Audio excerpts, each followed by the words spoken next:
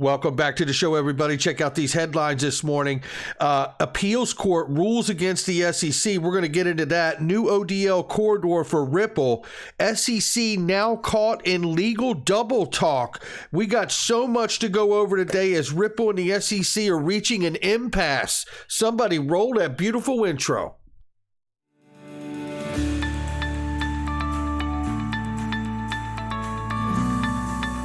Digital Perspectives with Brad Kimes. Come on in.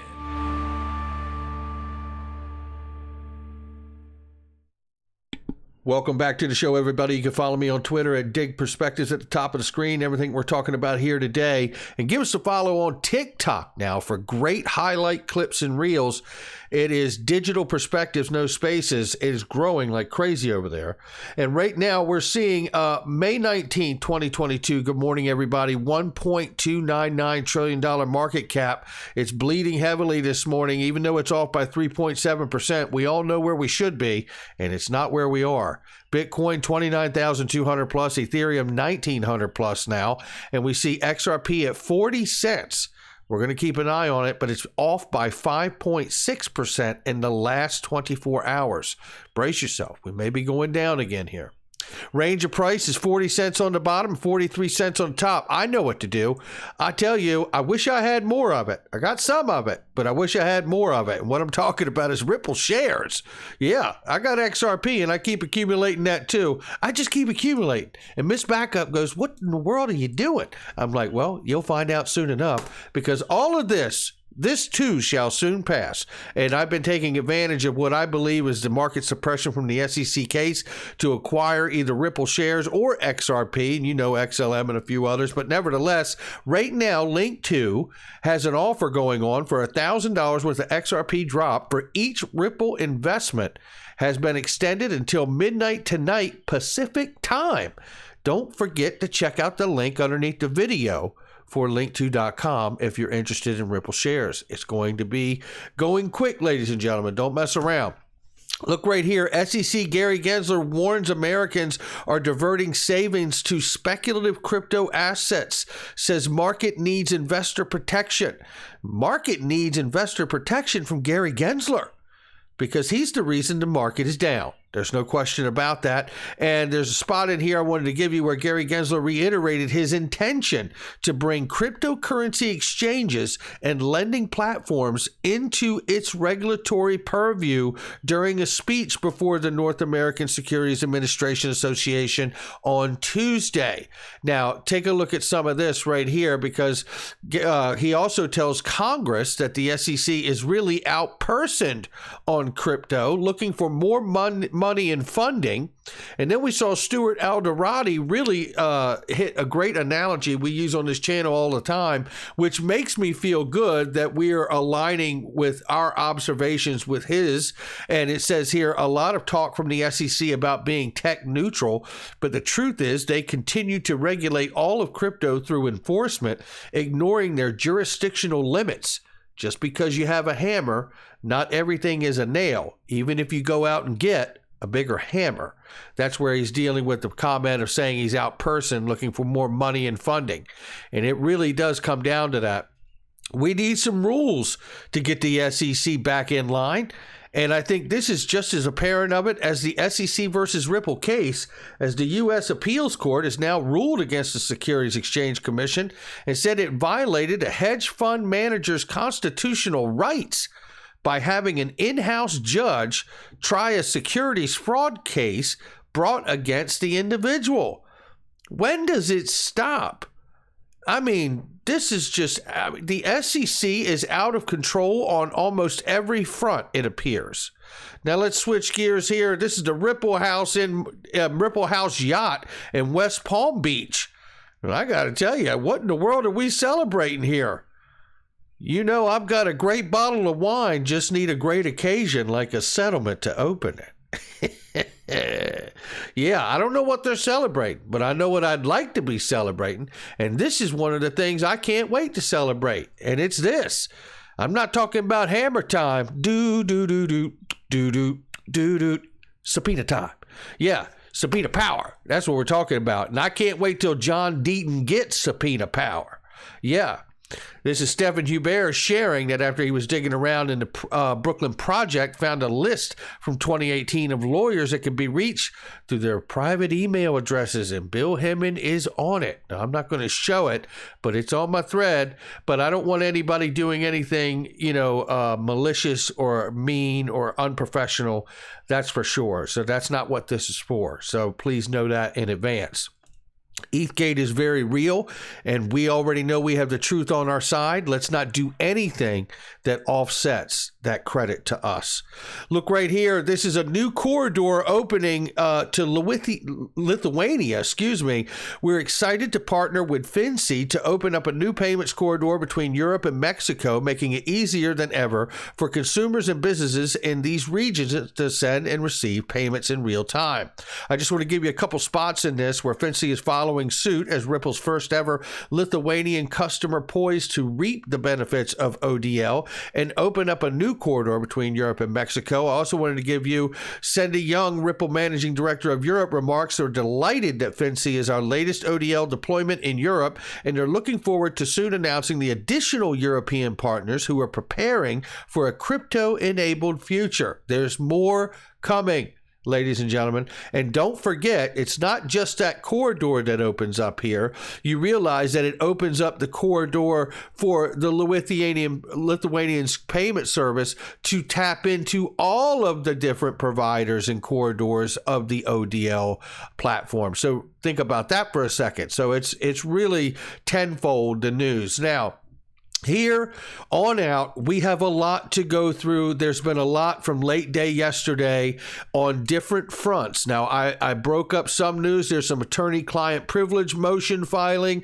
information. I'm going to put that intentionally in the second video today, so there's no confusion. Today, what we're going to deal with now is what came out first, which is about the request for admissions.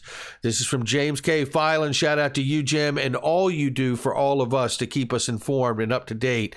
Parties are in a fight regarding the SEC's responses to the defendants. Fourth set of requests for admission. Defendants will file a motion to compel and have proposed a briefing schedule to the court. The specific dispute is not identified, but here it is right here where it says clearly, Judge Netburn, defendants Ripple Labs, Bradley Garlinghouse, Christian Larson respectfully request court's approval of a briefing size and schedule for purposes of a dispute concerning the SEC's response to defendants' fourth set of requests for admission, known as RFAs. It says, on which the parties have reached an impasse. The SEC consents to this proposal. Defendants intend to file a letter to motion to compel.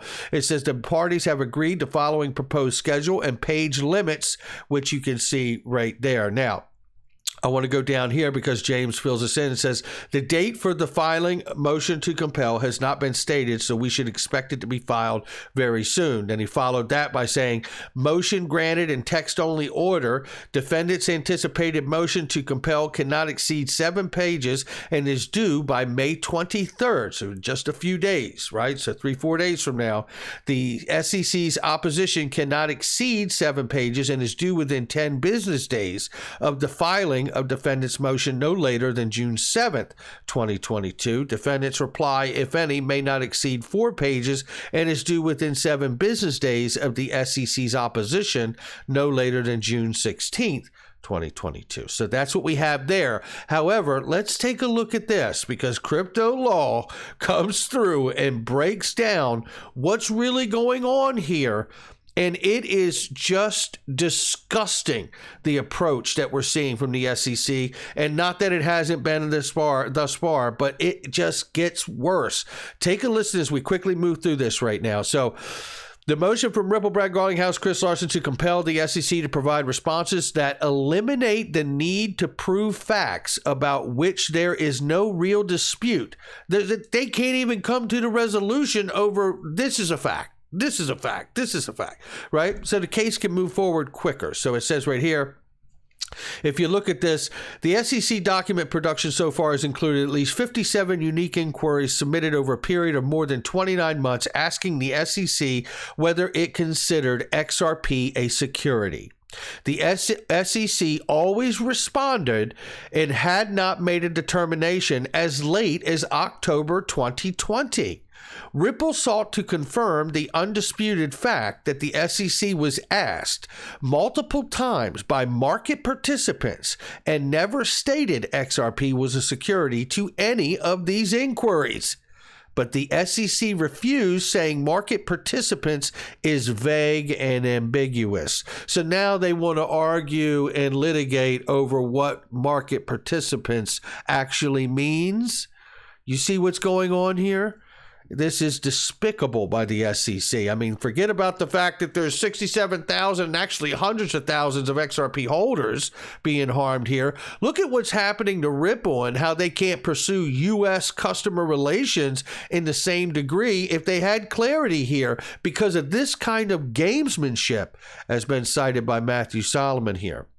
The SEC added it lacks sufficient information to answer that Ripple request despite it being directly about communications that go to and from the SEC.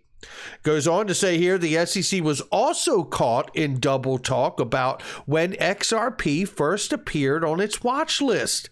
First telling the court it was April 13, 2018, then denying it later, then claiming prior statements were in error and refusing to clarify. Also, we see that Chris Larson made a presentation about XRP in 2013 of October to the SEC, U.S. Treasury, Federal Reserve, FDIC, FinCEN, IRS, and the FBI, and many other agencies. But the SEC refuses to answer any requests for information from the defendants about the presentation. The SEC has also refused to even affirm it never issued a no-action letter on any digital asset before April 2019 because the phrases relating or pertaining to a digital asset are vague and ambiguous, the SEC says. This is really deplorable. The motion lays bare to the judge how illogical and legally indefensible the SEC's evasion has become and reflects the confusion XRP holders suffer in the face of no clear rules, no level playing field, and no regulation by enforcement. What an incredible breakdown by Crypto Law. Shout out to everyone at Crypto Law. Shout out to John Deaton there. And let's take a look at this because this highlights even more the absurdity of what's going on here. Stephen Hubert says, I can't freaking take it anymore. The SEC now argues that Ripple can't have it both ways. Ripple says on one hand that the Hinman speech was his personal opinion, but also that it's official guidance, and therefore Ripple has become entangled in irresolvable contradictions. Take a look at this. First, going back to December 8, 2021, where the SEC can't have it both ways, right? This is if the Hinman speech was not a communication of agency, then any deliberation regarding the speech is not entitled to DPP protection, attaches to an agency decision regarding how present substantive policies to the public, so on and so on. Ripple was making the case back then, right? You know, they understood what was going on. And then you have it now on May 18th, just yesterday, where the SEC's now claiming defendants can't have it both ways. Look, I don't know. Here's where the rubber meets the road for me for the courts. I don't need to have 12 years, to get a law degree to understand if the court tolerates this kind of absurdity.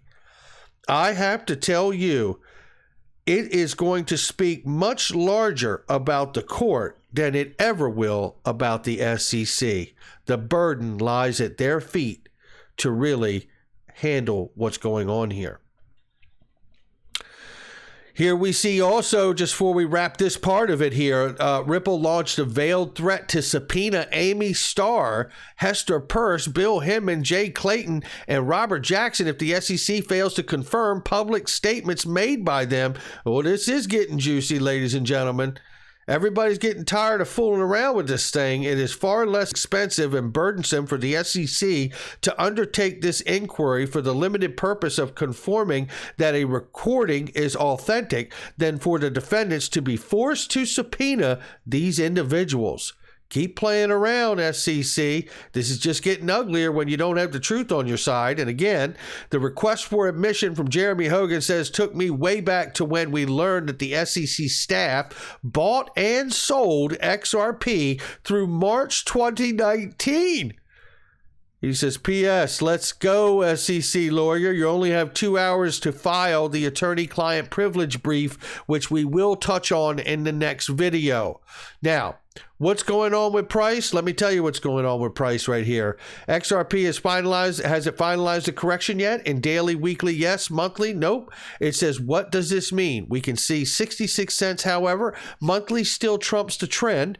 XRP will finalize the monthly correction, will move to the target. So support will be found at 33 cents and 22 cents. And above, resistance will be found at 47 and 66 cents. Now, with that being said, you have to wonder if we get fundamental news, if Gary Gensler is going to pursue suing an exchange to force them, or exchanges to force them to register with the SEC. And imagine what that might do to the whole crypto market and prices. Not financial advice from me or anyone else, but that's where we are on this day. Stay tuned for video number 2 today. There's a lot in there. We got to break that down too. I'll catch all of you on the next one.